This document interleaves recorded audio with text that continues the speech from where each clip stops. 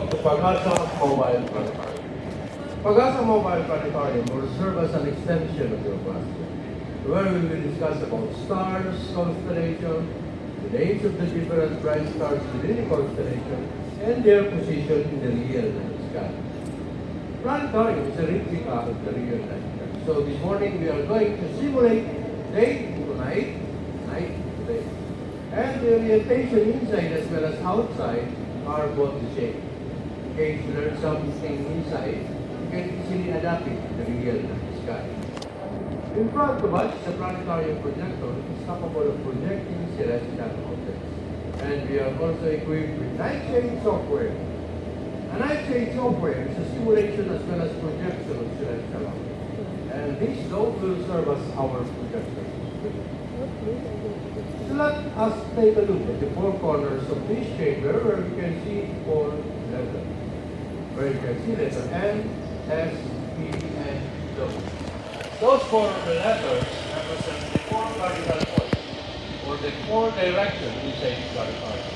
Where N stands for north, S for south, P for east, and W for west.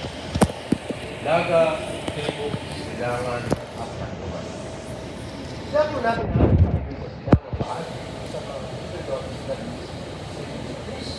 somewhat fusing spot. That fusing spot will represent our sun inside the planetarium.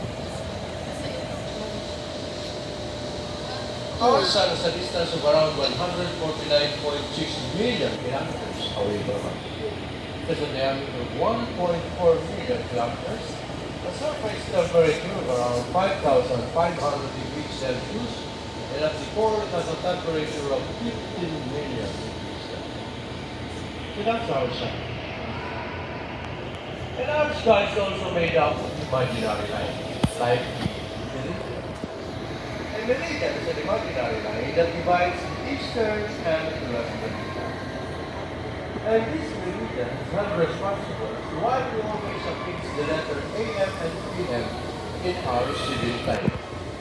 We affix the letter AM because when the sun is located in the eastern part of the sky, just before the meridian, that's the time we affix the letter AM, meaning ante-meridian, or the sun is before the meridian. If the sun is directly at the very meridian, we experience the true solar moon. In astronomy, it is called the transit of the sun. In Tagalog, katanghalian. When the sun crosses that meridian, that's the time we affix the letter meaning cos. Another imaginary line is the ecliptic. The ecliptic is the imaginary part of the sun. So you will notice that there are months. So from April, May, July, so every month, nag-change to yung position ng ating araw with respect to different zodiac signs. Okay? Zodiac sign, that will be the address ng ating araw. Wow, ayun ay Aries. So yung sun natin is located in the zodiac Aries. So kung yun ang zodiac sign mo, don't look for that zodiac during your birth month. Kasi it is where the sun is located. Did you get it? Okay. So those are the imaginary lines. So when the sun is about to set, we're able to experience series of twilight. There are three series of twilight. When the sun is 6 degrees below the horizon, we call it the civil twilight. Civil twilight is defined as when the geocentric center of the sun is 6 degrees below the horizon. That is civil twilight. Kung kayo po ay nanonood ng sunset, you will notice that nakalubog na yung araw but still maliwanag pa rin yung ating. Kaya, because yung po yung effect ng twilight, civil twilight. When the sun reaches 12 degrees below the horizon, we call it the nautical. Sa nautical twilight, you will notice na yung paligid natin are all silver na. Okay? And when the sun reaches 18 degrees below the horizon, we call it the astronomical twilight. Since astronomical twilight, you will notice that what it will start. Once again. Magandang gabi. So just after sunset, you will be able to see millions of stars. Pero hindi po sa Metro Manila. Sa Metro Manila, ang makikita lang natin yung mga maliliwanag na. But if you are away in City Life, nandito kayo sa Pinya, dito kayo sa Timasal, stargazing, possible, ganito yung night sky. Hindi karami ang makikita. At the same time, hindi naman po, but if you are away from city life, nasa coastal area po kayo or nasa mountainous area, possible ganito rin naman. Not only stars, makikita din po natin yung mga planeta. So just after sunset, you can easily determine as to whether you see what you see an object. Kapag nag-twinkle, that is a star. But if steady light, yan po ay star.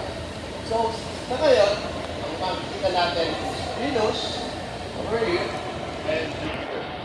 Same time, dito rin po position. Sa real time, ang makikita natin at around 7:34 ng gabi, mamaya. Okay? So, pag tingala po ninyo at around 7:34, ito po yung makikita nyo right now.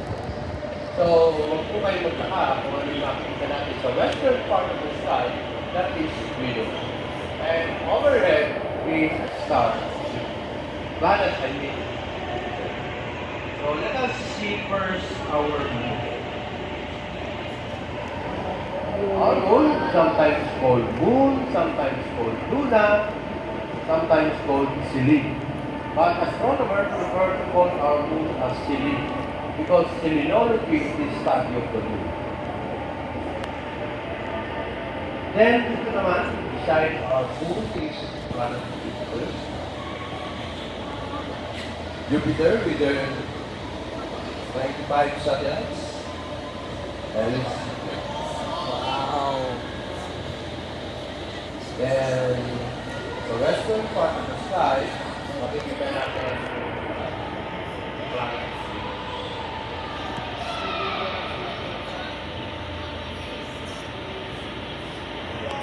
So Venus is considered to be the goddess of love.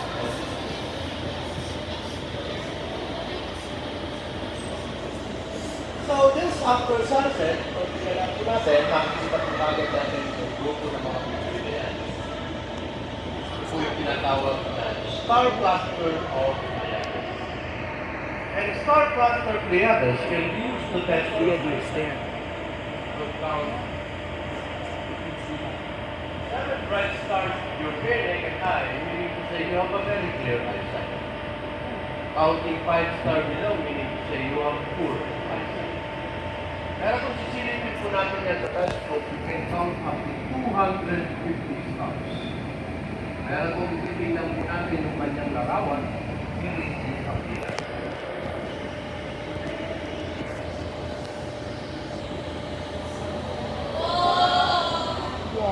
That's a beauty. Star cluster Pleiades, or other known as Messier stars. Ang Seven Messier po, sisters. M stands for Messier. So, ang Messier Yes. is a catalog. Where, sa catalog na yan, dyan po nakalocate o matatagpuan yung mga tinatawag na mga deep side objects. Or sometimes called exotic stars. At ang Messier 45, that's one out of the 110 Messier. Okay?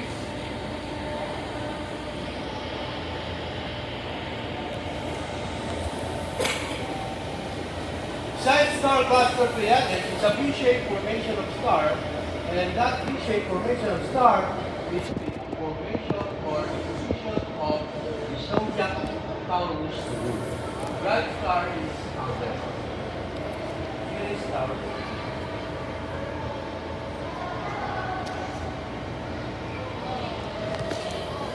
The number here, the three consecutive stars, that is the belt of Orion. The couple one is called the constellation of Orion the Great Hunter. And Orion the Great Hunter is composed of bright stars, and these stars have their own dimensions. So we have residues with that way. How did they determine the intersect? It doesn't work. Those are prominent stars in Orion. And usually, a hunter is always accompanied by the prophets. Bright stars they use. Here is the bright star because there is a Salis Regulus. Rico.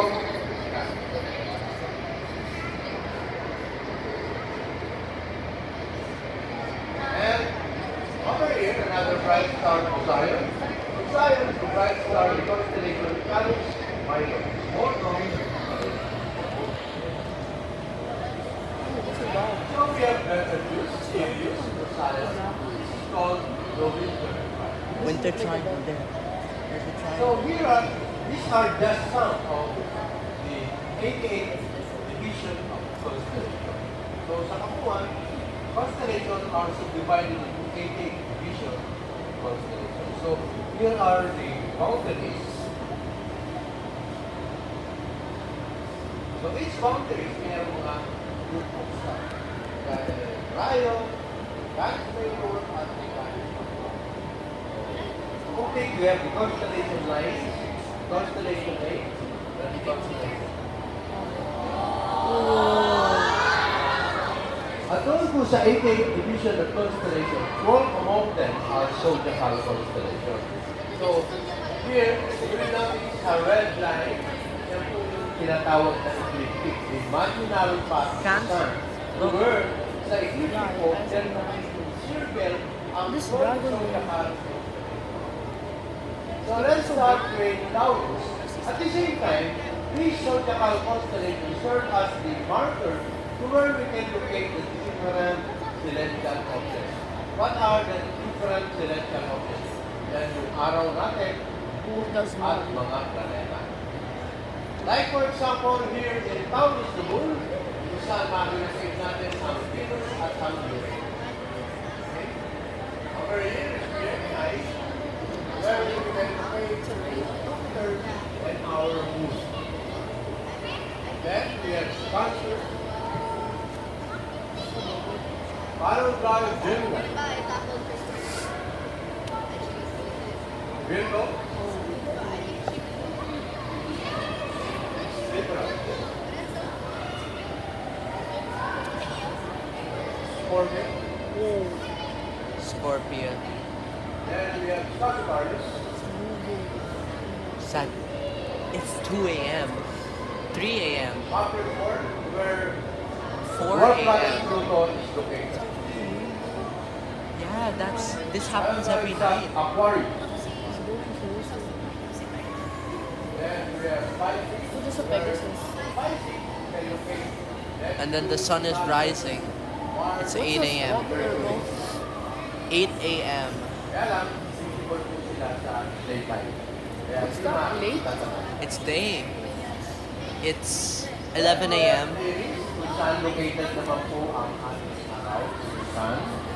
Kaya kagaya ng sinabi ko, kung ang first sign mo ay That one's Aries, big. o yung zodiac sign mo ay Aries, huwag mo yung mahanapin ang Aries all throughout your This is cool, right? Hindi mo makikita ang Aries. Because it is to where the sun is located. Okay? Then, back to Taurus, and that plays the 12 zodiacal as well as the 88 division. You want to take pictures? Take a picture. 9 p.m.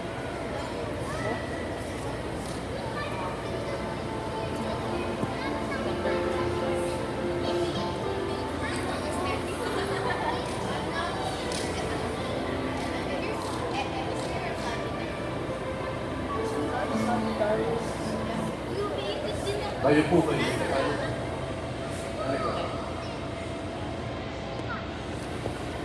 So, kung ano lang po kayo matanong.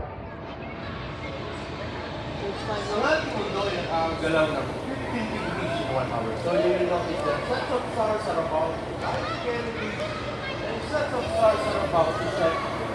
But it is actually the Earth is rotating on its axis or a counterclockwise. Since wala naman kanyang katanungan, again, the rising of our sun marks the end of our lecture. In behalf of PAGASA DOST, kami po'y malugod na nagpapasalamat for spending your precious time with us. Once again, magandang tanghali.